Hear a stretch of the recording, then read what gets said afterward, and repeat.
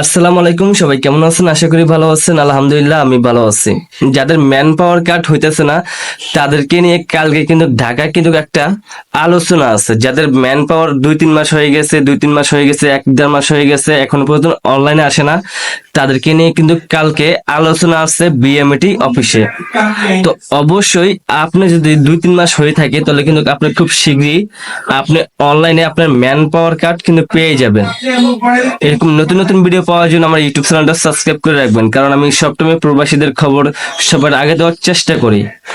তো দেখেন, আপনার এটার জন্য কে দায়ী? মানে আপনার এই ম্যান পাওয়ার কার্ডটা হয় না, এটার জন্য দায়ী কে?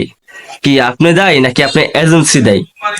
অবশ্যই আপনি এজেন্সি দায়ী, কারণ আপনি এজেন্সি চাইলে আপনার 1 সপ্তাহের ভিতরে কিন্তু আপনার ম্যান পাওয়ার কার্ডটা কিন্তু অনলাইনে নিয়ে আসতে পারে। 1 সপ্তাহের ভিতরে অনলাইনে নিয়ে আসতে পারে আপনি এজেন্সি চাইলে। হয়তো আপনি এজেন্সিকে আপনার টাকা পয়সা ক্লিয়ার করেন নাই, নতুবা আপনি এজেন্সির সাথে আপনি যোগাযোগ রাখেন নাই, তাই আপনি এজেন্সি আপনার সাথে এরকম করছে। যারা টাকা পয়সা ক্লিয়ার করছে তাদের কিন্তু ম্যান পাওয়ার কার্ড অনলাইনে চলে আসছে, আর যাদের টাকা পয়সা ক্লিয়ার করে নাই তাদের ম্যান পাওয়ার কার্ড কিন্তু অনলাইনে আসে নাই।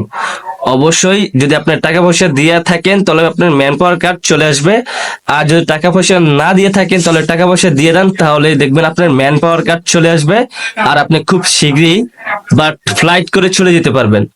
অবশ্যই আমার ভিডিওটা বুঝতে পারছেন।